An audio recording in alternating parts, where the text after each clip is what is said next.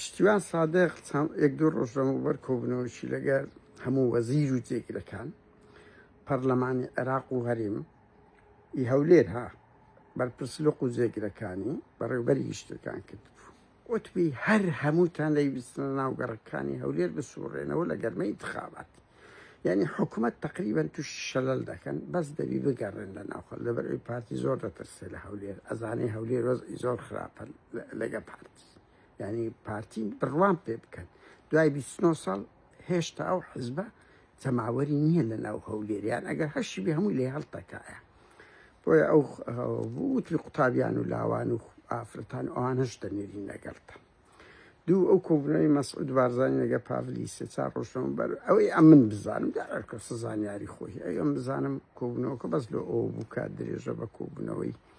دوکان بدرێ و لە دوکان مەسعود بارزانی کەچوو شتێکی وان نەبوو یەکلاکەرەوە بی بڵێ لەسەر ئەو خاڵانە ڕێککەوتینە ئەو ڕۆ من نازانم چ بۆ بەڕاستی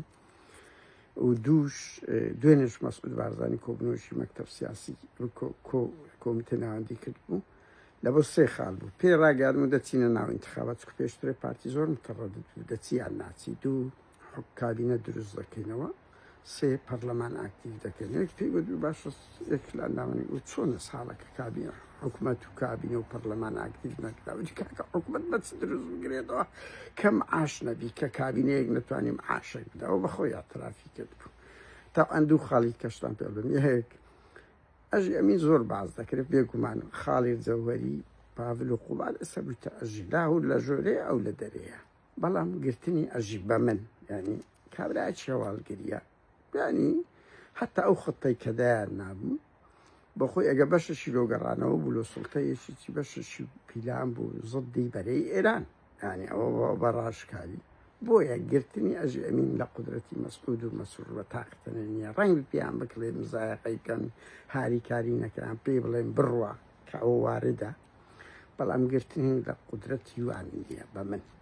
هاوکات دەمەیە خاڵی کرد لاهور و هەمووس ئەوانەی ژیرانە بە پێی زانیاری من تا ئێستا هیچ تومەتەچیان ئاراستە نەکرا خۆش پرسیارەشی گەورە دروست دەکاتن کە بۆ لەبەر ئەوی شتر لە بەرنامەدایە